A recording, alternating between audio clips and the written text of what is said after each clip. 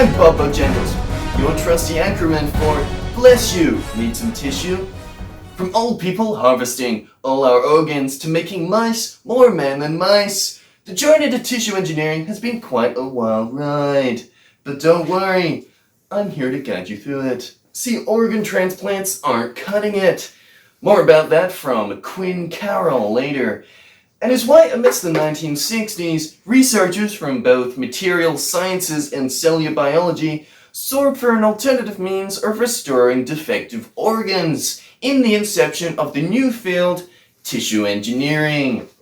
However, it was only in the 1980s that the study of stem cell biology, in particular, had been incepted by Thompson et al., opening previously unforeseen passageways for future development in tissue engineering, all of which pivoted upon the regeneration of faulty organs through the implantation of donor stem cells. Now, there's a lot of rumors and repetitive jargon floating around town about cell transportation, stem cells, tissue engineering. It's enough to make my head spin. And is why in 1998, a dear friend of the show, Hasseltine, defined the integration of these three studies as regenerative medicine. But with only enough airtime for the contents of tissue engineering, I'll make my say expedient for all you eager cell intel devotees waiting to hear from Mr. Jones. Reports from the National Institute of Biomedical Imaging and Bioengineering state that collections of cells, the composition of tissue, will secrete macromolecules, the extracellular matrix, to immediately support the foundation of cell conjugation and, furthermore, behave as what is described as a relay station for cross-cell signaling across a grand mass of conjoined cells. This function is critical to the synthesis of tissue, and the purpose of cell signaling is to guide the fabrication of a multicellular system into what is coined by professionals as specialized cell groups. These specialized groups are simply any form of cell adopting a unique structure with specific functional purposes, such as the tissue depended upon by organs to perform functional operations crucial for the preservation of human life. Now, what's interesting is that these signals are actually just message-bearing chemicals, ranging from lipids to amino acids to proteins, that are sent through the extracellular matrix before binding to a neighboring cell to initiate what nature education coins a physiological response, conveying information for the structure to be adopted by what will soon become tissue. But by manipulating these signals, the men and women in white coats have discovered how to artificially repair and fabricate tissue. The fad amongst these lab gurus is the aforementioned stem cell, characterized by their pluripotent nature. For all you regular Toms and Bobs like me out there, pluripotent means that the cell has the potential to mature into any of the three foundational germ cell layers: ectoderm, skin and nervous system; endoderm, digestive organs; and mesoderm, bone and muscle. Essentially, if this pluripotency can be harnessed, any specific cell required to repair damaged tissue can be produced at will and implanted to maintain organ function. And with some not so breaking news, we're just receiving intel that stem cell pluripotency has been harnessed. Somewhat. The process of harnessing pluripotency conventionally undergone is staged. The first being the implantation of stem cells into a biomaterial scaffold of identical nature to extracellular matrices for maturation in vitro, the glass, before expediently being transferred into in vivo, inside a living body. However, the extent to which in vivo transplants can be successful is minimal, extending only to the engineering of hollow organs, such as blood vessels and the urinary bladder. While this in itself is a major medical feat, it is evident that there are expanses of knowledge presently unknown that would otherwise enable these folks in white coats to synthesize any kind of tissue to repair or even fabricate any kind of organ. And that is where research comes in. Oh, is it already time for developments? Well, yes, that's good timing. Now, our friends over at the National Institute of Health have been testing for a variation of factors liable to influence the direction of maturation taken by pluripotent cells. The most presently established determinant being the environment of maturation, indicating that unique gene networks, defining cross-cellular structure, are triggered by particular environmental conditions. This and other forms of pluripotency research, predominantly experimenting with the composition of cell growth solutions, while superficially posing roadblocks between our contemporary knowledge and a complete application of pluripotency in medicine, in effect proves that there is an integrated system through which controlling pluripotency can be made possible. This week in the research world of tissue engineering has also brought promise for future leaps into an artificial tissue-orientated practice of medicine. The synthesis of artificial tissue has been shown once again by the white coat folks over at NIH to be useful in testing drugs in respect to human drug metabolism, rather than that of the common lab mouse. But what's curious is that in the present stage of research, the mouse is still being employed for drug testing, but merely as a host. Artificially synthesized human tissue liver has been implanted into the liver of the mouse, so that the mouse adopts a human-grade rate of metabolism, which really is a substantial weight lifted off the shoulders of numerous people in various domains of society. But more about that from our on-field reporter, Quinn Carroll. Quinn, how's it faring in society? It's pretty sunny over here, Bob, especially with the prospect of societal enrichment at tissue engineering's fingertips. Now, I overheard you discussing about conducting drug trials with artificial human tissue, and that's actually a critical endeavor for the people here in society, as it tiers manufactured medicine towards the populace with greater efficacy, less expenses, which is reflected upon consumers, and the potential for reduced waste of test animals if these artificial liver tissues can actually sustain function independently from animal hosts. But what's particularly important, Bob, about enhancing the pertinence of drug testing is the newfound irrelevance of clinical trials, as specific details for the influence of a drug on the human metabolism will already have been evoked, hence ensuring that human subjects are not exposed to possible unexpected side effects liable to endanger health. Now, there's been rumors going around society that the elderly are harvesting people's organs in order to stay alive, and Bob, this is only quasi-truthful. With an ever-aging population, likely the consequence of the steady enhancing capabilities of medical science, the demand for organ donations has increased accordingly to sustain the function of declining organs. However, organ donations obviously cannot be elicited at any faster rate. So essentially, Bob, medical science must catch up with itself in order to keep the populations of society brimming and content. The presence of this prevalent need is what, as pointed out by you, Bob, incited research into tissue engineering. But now that we've relatively achieved that with some residing incapacities in terms of harnessing pluripotency, the question is, where do we go now? Bob?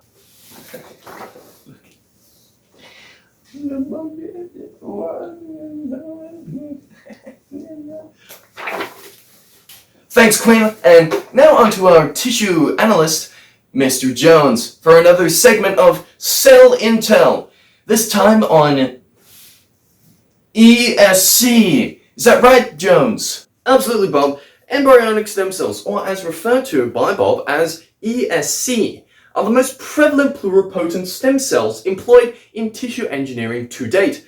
You know, it was actually in 1970s that the ESC of mice were extracted from what is regarded as the inner cell mass of the blastocyst, the antecedent to the embryo that forms approximately 5 days after egg fertilization. These mouse ESCs were then implanted into mice feeder layers, single layers of cells cultivating implanted ESCs for further proliferation, to successfully give rise to pluripotent cell lines, strands of cells preserving the same structure and function for extended periods, that when re-injected into blastocysts, mature into all three forms of tissue. Now, as of 2001, several lines of human-derived ESCs have been artificially developed, as done with mice, but not all to the extent to which a definite specialized group of cells is fashioned,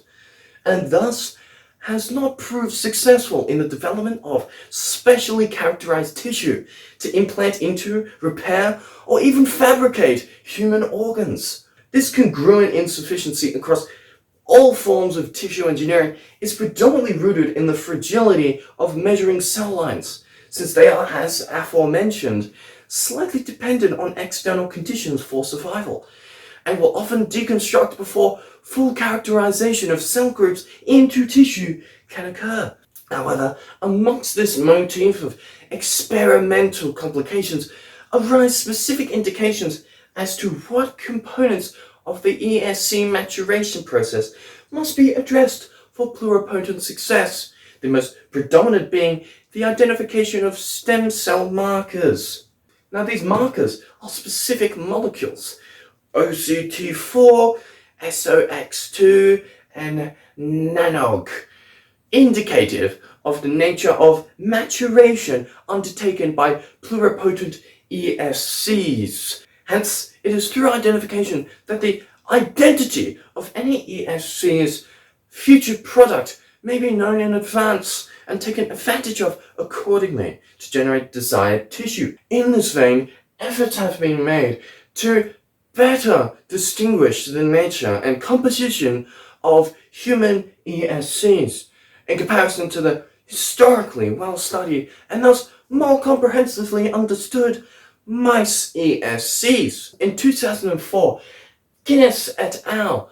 Distinguished numerous disparities in the expression of cell characteristics between mouse and human embryonic stem cell lines through an indicative series of analytical chemical processes. I mean, we're talking immunocytochemistry, where fluorescent antibodies identifies markers, reverse transcript polymerase, where copies of genetic sequences are fabricated for extensive analysis, and even microarray analysis, a means of data analysis in which the expression of thousands of genes are evaluated simultaneously. Now, the latter specifically discovered significant variation in cell cycle regulation, a series of mechanisms by which a cell is fostered into dividing into its two daughter cells, as well as a control of apoptosis, a staged process of cell death, and cytokine expression, essential in regulating immune responses. See, if there are arrays of procedures accounting for just the mere identification of an abundance of determinants, the extent of preliminary research and experimental conduct required to effectively control the generation of function-purpose tissue would be excessive and beyond the purview of contemporary knowledge. And really, I could go on and on about it. Breaking news! Babies are being killed in society. With a live on-field report from Quinn Carroll. Quinn? Yes, Bob, things in society are getting heated as the debate over the ethicality of ESC research rages on. Here's the opinion of two society locals, one in favor of and one in opposition of ESC research. I mean, look, we're out here dying of diseases and ailing bodies. The most logical thing to do is resolve that problem as soon as possible with the best tools we have, which realistically seems to be ESC. Is it advantageous? Why? Like, is it better for society if we destroy blastocysts? Like, mind you, this is the product of a seeded human egg we're talking about here. Like, If these embryos were left to mature, they'd flourish into living people. So no, I don't think it's an advantage to kill people. Okay, well, it's considerably misleading to suggest that unborn babies are being killed when, in the context of ESC research, these blastocysts are at most a glorified clump of cells in a petri dish. No one's going around stealing what's already in some woman's womb, you know? Well, all embryos, no matter How they are conceived bear equal moral status to any other human being. That's just a fact. And should have the same proportion of human rights extended to them. It just makes sense. So really the question is, would you harvest organs from a newborn baby in order to save someone else's life? Did you really say that? Okay. Of course you would. Okay. It's in a strictly biological sense. Yes, the blastocyst is human in the sense that it is of human cells. Just like the cells of your skin are human skin cells. So what, is he gonna start saying that skin cells are human beings too? Okay, that is a line of absurdity I was not prepared to cross, but okay, anyway. Tell me, was he once a human skin cell? No? Well, okay then. I guess it's evident that you cannot claim a skin cell to be a human being. We agree on that. Fine. But he and I and everyone was a human embryo. So, So then it should be considered a human being. I can't make it any clearer than that. But embryos don't have the same intellectual and effectual significance as living people. But they have the potential to be, which would be obtained if... Would destroying an acorn be the equivalent to burning down an ancient oak tree? Don't go giving me any poultry metaphors. Poultry! I'll show that guy poultry. Where is he? Oh no, looks like we've lost them. Seems like they were getting a bit lost there. But the question of ethics is still very much critical to the conduction of research. As if the purpose of all this is to enhance society, how much damage are we actually doing to the population opposing ESC research by conducting tissue engineering primarily through these means? And the one to answer this question is a very special guest, Dr. Hayes. Now, Dr. Hayes, it's a pleasure to have you on the show. Could you shed some light on the current trajectory of tissue engineering research in response to this ethical dilemma? Of course, Bojangles, and please, the pleasure's all mine. So we must first acknowledge that since research and experimentation with embryonic stem cells is itself an intricate study of a complexity currently beyond our comprehension, any attempt to work around it, regardless of whether it's in the sake of ethics or not, will pose more developmental obstructions, requiring more dedication, resources, and time to achieve and implement effectively. But still, that's, of course, no reason to stop our curiosity for scientific endeavors. After all, there will always be roadblocks before a highway is built. But getting down to brass tacks, I had the honor of attending the 2005 President's Council on Bioethics, in which 4 ethical alternatives to ESC research were each laid out as propositions. Firstly, Landry and Zucker from their 2004 research have proposed the utilization of what are classed as dead embryos, those which exhibit irreparable cleavage arrest, where embryonic development is discontinued, and thus have no promise of ever maturing into an embryo. However, there is still the promise of retrieving healthy ESCs, not too dissimilar to the harvesting of organs from a preserved carcass. The second alternative is blastomere extraction, a procedure by which at most 2 pluripotent stem cells are extracted from an immature embryo without destroying the embryo itself.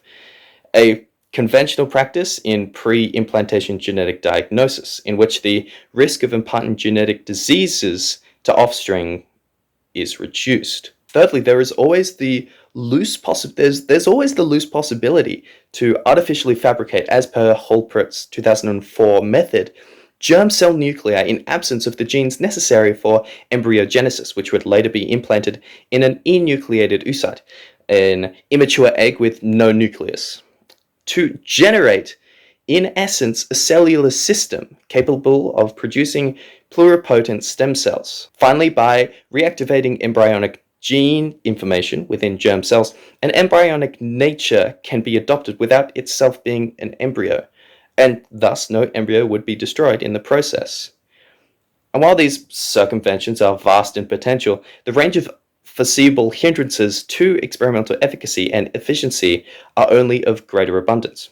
First off, Hulpert's intention of synthesizing artificial quasi-embryos would require a significant expenditure of time to 3 intricate research experiments specifically: the identification and selection of appropriate genes, the therapeutic cloning, conceived as more strenuous than cloning of any natural cell, and the eventual activation of targeted genes. And thus, it is argued that said time is better employed elsewhere. Again, in this vein of misused resources, the complexity of each of these propositions only threatens, with greater vivacity, an extension of research efforts, financial sacrifices, and the reduction in success rates as often correlative to a task's complexity. This in particular is relevant to Landry and Zucker's conceptual utilization of dead embryos as the closest anyone has ever previously come to this spectacular feat is the extraction of stem cells from independent blastocysts by Chung et al. In 2005. However, above all else, the greatest concern with circumventing the most promising field of tissue engineering research is the lack of interchangeability exhibited between application of ESC and, say, therapeutic cloned stem cells. See, this is because different means of deriving stem cells will serve specifically different purposes within the broader range of applied tissue engineering, predominantly depending on the complexity of particular cellular components, such as proteins within a cell. Well, thank you, Dr. Hayes, and very special thank you to all those watching. Bless you, Need a Tissue, where next week we'll be covering... I don't know, it's just the notes. See you next week, though.